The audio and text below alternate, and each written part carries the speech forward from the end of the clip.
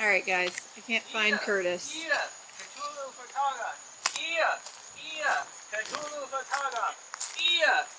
Babe? What the hell are you doing? Nothing. Get out of the way. Are you really trying to summon Cthulhu right now? No. Is that my trick-or-treat blanket? No. Oh my god.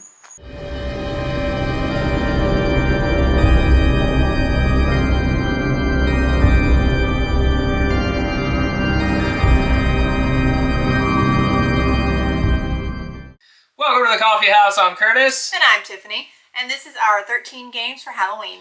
This is sort of an informal mini-series where we aren't necessarily reviewing these games. We're not going to get super in-depth to the mechanics or how the game plays. Just kind of a general overview of what you're going to be doing, how it works, what we like about it, maybe a couple things that we're not so keen on. But generally, if it fits the vibe for Halloween and why we think you might want to get it to your table this holiday season. Yeah, so today we're looking at Chance for the Old Ones. It's a deck builder worker placement game where you're competing against others to raise your old one first.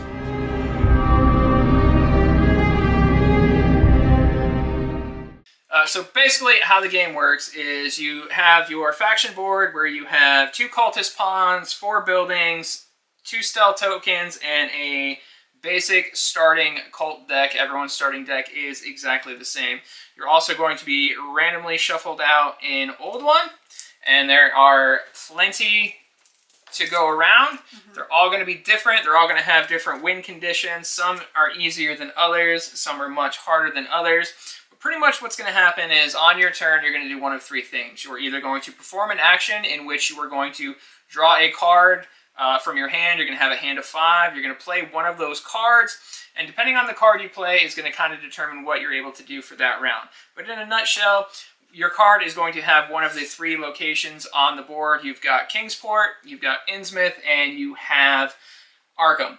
And you're going to play a card, and based on that, you're going to put your pawn in one of the 3 spaces on that board and do the thing. Or, I'm sorry, 4 spaces on that board and do the thing. So maybe you're going to be collecting resources. Maybe you're going to buy a new card to start building your deck. Maybe you're going to gain other buffs and boons. Either you're going to be able to draw more cards, or you're going to gain more stealth tokens, or you're going to get rid of some investigators.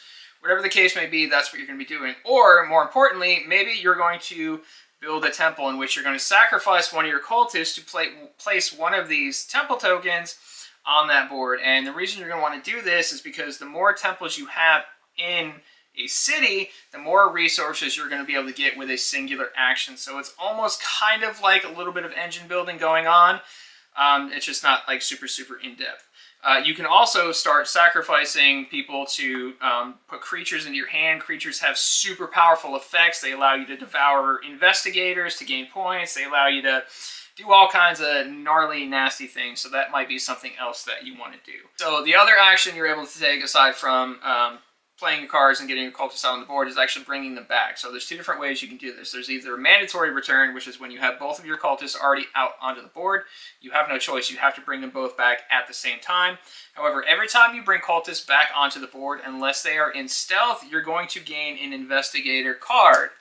And these investigator cards will really start clogging up your deck and start making your hands kind of useless and limiting what you're able to do on your turn. The other type of return that you can do is what is called a tactical return. So when you only have one cultist out on the main board and one still on your player board, you can bring him down into your slot. You're bringing him back into your cultist pool. You're only taking 1 investigator this time around. You get an increase to your draw hand, and then you return that one that you put down into the tactics back up to your reserve as well. So you get both of your dudes back for the price of 1 investigator plus an extra draw. Third and final thing you can do on your turn is rest. So you can take both of your cultists in your reserve, bring them down here, and basically you get to completely discard your hand and draw back up to your hand limit. Now, why would you might want to do this? Well, let's just say that you've been rather reckless out on the board and you've drawn a hand and it is mostly investigators, completely boning your options. So this is an action that you can take to completely discard those investigators, draw a new hand, and try again. Okay, and so you're just going to go back and forth like that until you have a strong enough cult with the proper resources to be able to summon your old one. So this was one of those games that, of course, was crowdfunded because most everything these days, especially my collection, does come from crowdfunding. I had passed on it initially because I had another game kind of similar to it already in my collection, but I really liked the production, I really liked the colors, I liked the artwork, and it seemed a little bit more streamlined than what I already had, so I bit the bullet and I got it, and I'm definitely glad I did because every time we do bring this to the table, we have a phenomenal time with it. Yeah. Yeah, it's fun. It goes well with our group.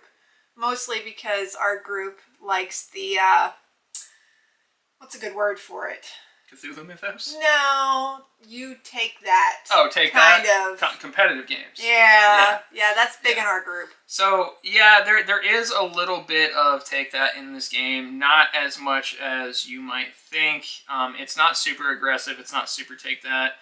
But there is a decent amount of player interaction, especially when it comes to occupying these spaces on the board, because obviously only one pawn can activate each space. So, it's entirely possible that you've built this engine of temples in this one city, and you want to go and place your figure there, and the asshole that took his turn before you went ahead and placed his pawn there. Now you can't do that. Yeah. We also really like deck building, and the deck building in this game works really, really well. Every time you want to buy a new investigator, you have to make sure you have the proper resources, and, you have to kind of pay attention to, all right, what is their strength value? What abilities are they bringing to the table? Is it worth the cost? What kind of buffs, what kind of debuffs might they have? And so, it does give you a lot to think about, especially with how risky it is to go out onto the board in general, because you're going to get loaded with investigators. Oh yeah, you have to. There's very, very little defense. There's a couple cards that you can buy that will allow you to put your cultist into stealth. And there is a stealth section on the board where there's unlimited amount of pawns can be in there, which is nice. And there are a couple of tokens that you can get as well that will prevent you from having to take them, but they are few and far in between. And you have to then use a precious action to get those tokens back again. Yeah. The box comes with a ton of content as well, so there is just the standard base game with a ton of great old ones, each with different victory conditions. There are little tweaks you can add to the game. There is like an investigator raid mode that you can add to the game. There's a campaign mode that you can do. There is a Cthulhu Awakening module. So there's a lot of different ways to kind of mix and match and change up the way that you're playing the game, the kind of things that you can do in the game. So the variety is there, the gameplay is there, the artwork's fantastic. It is absolutely dripping with the Cthulhu theme. I mean, you've got characters on these cards, like you're going to see Herbert West, you're going to see Wilbur Whately, you're going to see Obadiah Marsh. I mean, there's Shoggoths and Night Gaunts, and you've got Hastur, and you've got Cthulhu, and you've got Dagon, and you've got everything that you want to see in a Mythos game, with beautiful, brightly illustrated work, a nice round modular board, and you really just have a lot of things to think about. This is definitely slightly on the heavier side from the rest of the games so far on this list. There's a lot to think about, there's a lot to do, there's a lot of planning involved, but all of it is highly enjoyable with such a large decision space. Well, that was Chance for the Old Ones, one of the 13 games that you should get to your table for Halloween season. Thank you so much for watching, and we'll see you on the next episode. Happy Halloween! Bye!